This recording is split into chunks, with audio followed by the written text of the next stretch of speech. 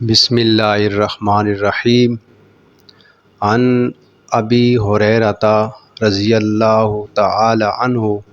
ان رسول اللہ صلی اللہ علیہ وسلم قال اذا مات الانسان انقطع عنہ عملہ الا من ثلاثۃ الا من صدقۃ جاریۃ او علم ینتفع بہ او ولد صالح یدعو له او کما قال الرسول صلی اللہ علیہ وآلہ وسلم۔ تو عزیز دوستو،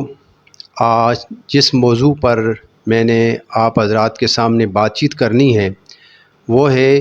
موت کے بعد انسان کو عطا ہونے والا ثواب۔ جس طرح کہ میں نے آپ حضرات کے سامنے صحیح مسلم کی حدیث نمبر 4110 جو ہے وہ پیش کی ہے کہ جس میں نبی پاک صلی اللہ علیہ وآلہ وسلم کا ارشاد مبارکہ ہے، جس کے راوی حضرت ابو ہریرہ رضی اللہ تعالی عنہ ہیں۔ آپ فرماتے ہیں کہ رسول اللہ صلی اللہ علیہ وآلہ وسلم نے فرمایا، جب انسان فوت ہو جاتا ہے تو اس کے اعمال منقطع ہو جاتے ہیں، لیکن 3 عمل منقطع نہیں ہوتے: صدقہ جاریہ، علم نافع اور نیک اولاد جو اس کے لیے دعا کرتی رہتی ہے۔ اس حدیث مقدسہ کو جب ہم اپنے سامنے رکھتے ہیں تو اس سے بہت ساری چیزیں ہمیں واضح طور پر جو ہے وہ معلوم ہوتی ہیں۔ اس حدیث کا مطلب اور مفہوم تو یہ ہے کہ موت کے بعد انسان کے جو نیک اعمال ہیں ان پر ثواب انسان کو ملتا رہتا ہے، لیکن ان اعمال میں سارے اعمال میں نہیں ہے، بلکہ جس طرح کہ اس حدیث مقدسہ میں بھی نبی پاک صلی اللہ علیہ وآلہ وسلم نے فرمایا ہے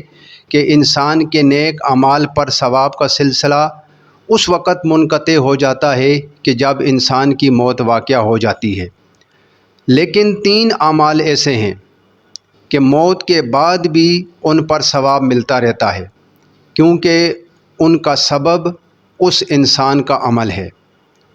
صدقہ جاریہ، جس طرح کہ نبی پاک صلی اللہ علیہ وآلہ وسلم نے پہلا عمل انسان کا بتایا ہے تو فرمایا صدقہ جاریہ۔ تو یہ صدقہ جاریہ کیا ہے؟ صدقہ جاریہ یہ ہے کہ مرنے سے پہلے انسان اپنی حیات میں کوئی مسجد بنا کر چلا گیا، تو جب تک وہ مسجد قائم اور دائم رہے گی، لوگ اس کے اندر نماز پڑھتے رہیں گے، تو مسجد بنانے والے کو مرنے کے بعد بھی اس کا ثواب جو ہے وہ ملتا رہے گا۔ یہ صدقہ جاریہ ہے۔ یا کوئی بھی انسان معاشرے کے اندر کوئی اچھا کام صدقہ جاریہ کے طور پر کر کے چلا گیا تو اس کا وہ عمل ضائع نہیں ہوتا ہے، بلکہ مرنے کے بعد بھی اللہ پاک اس کا ثواب اس کو عطا فرماتا رہتا ہے۔ اسی طریقے کے ساتھ دوسری چیز کہ جس کا ذکر نبی پاک صلی اللہ علیہ وآلہ وسلم نے فرمایا کہ علم نافع، مثلا کوئی عالم کوئی علمی اور دینی کتاب لکھ کر فوت ہو گیا تو جب تک دنیا میں وہ کتاب پڑھی جاتی رہے گی اور لوگ اس کے علوم سے فائدہ اٹھاتے رہیں گے، اس کو ثواب ملتا رہے گا۔ یعنی کوئی ایسی کتاب کہ جس سے لوگوں کو فائدہ ہو، کوئی ایسی معلومات جس سے لوگوں کو فائدہ ہو، تو جب تک وہ کتاب پڑھی جاتی رہے گی یا اس کی بات کے اوپر عمل ہوتا رہے گا تو بدستور اس انسان کو اس کا ثواب جو ہے وہ ملتا رہے گا۔ اسی طریقے کے ساتھ جو تیسری بات نبی پاک صلی اللہ علیہ وآلہ وسلم نے اس حدیث میں بیان فرمایا کہ نیک اولاد بھی چونکہ انسان کی کوشش سے ہوتی ہے، اس لیے جب تک اس کی اولاد اس کی اچھی تربیت سے نیکیاں کرے گی اور اس کے لیے دعا کرتی رہے گی تو اللہ پاک ان کی دعا اس کے حق میں قبول کرتا رہے گا۔ اب اس حدیث مقدسہ سے ہمیں سبق کیا ملتا ہے؟ اس سے ہمیں 3 سبق ملتے ہیں۔ ایک سبق تو یہ ملتا ہے کہ جو ہمارے پاس نیک مال ہوتا ہے، جو ہمارے پاس اچھا مال ہوتا ہے، جو ہمارے پاس حلال کی کمائی کا مال ہوتا ہے، تو ہمیں چاہیے کہ ہم اس مال کو اچھے کاموں میں خرچ کریں۔ اگر ہم اچھے کاموں میں خرچ کریں گے، جس طرح کہ مسجد بنا دی، کوئی اور نیک کام کر دیا، تو اس کا ثواب ہمیں ملے گا۔ لیکن اسی مال کو جب ہم کسی غلط کام میں خرچ کر کے جائیں گے، کوئی غلط کام دنیا میں کر کے جائیں گے کہ جس سے ایک برائی جو ہے اس نے جنم لے لیا ہے، تو جب تک وہ برائی اس معاشرے کے اندر رہے گی وہ بھی گناہ گار ہوگا، اتنا ہی گناہ گار ہوگا کہ جتنا کہ اس کے اوپر عمل کرنے والے لوگ گناہ گار ہوں گے۔ لہٰذا ہمیں یہ بھی سوچنا ہوگا کہ جو مال ہم اس دنیا میں خرچ کر رہے ہیں تو ہمیں یہ سوچنا ہوگا کہ وہ مال ہم کن کاموں کے اوپر جو ہے وہ خرچ کر کے جا رہے ہیں۔ دوسرا سبق ہمیں اس سے کیا ملتا ہے؟ علم نافع، یعنی دنیا میں کوئی اچھی بات کسی سے کر کے جانا، اور اگر یہیں دنیا میں ہم کوئی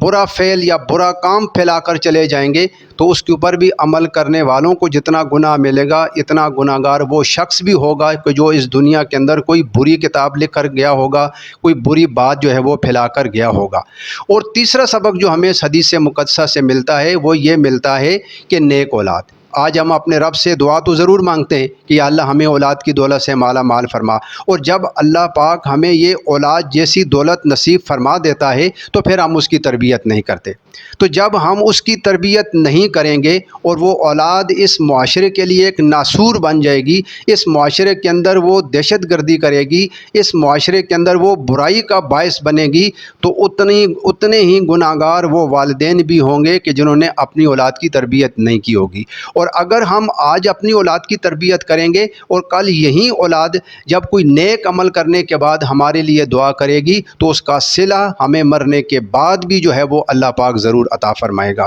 تو دعا ہے کہ رب قدوس ہم سب کو اس حدیث مقدسہ پر کما حق و عمل پر ہونے کی توفیق عطا فرمائے۔